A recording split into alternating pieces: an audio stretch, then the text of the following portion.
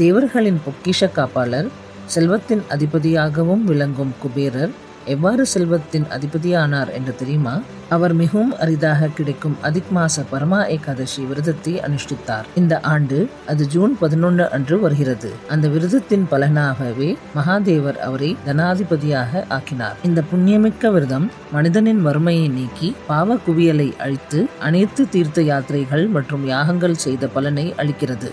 இந்த நாளில் பகவான் விஷ்ணுவை தூபம், தீபம், நைவேத்தியம் மற்றும் மலர்களால் பூஜிக்க வேண்டும். மேலும் கீர்த்தனை, பஜனை மற்றும் இரவு முழுவதும் விழித்திருந்து பகவன் நாம ஸ்மரணத்தின் சிறப்பு மற்றும் மகத்துவம் கூறப்பட்டுள்ளது.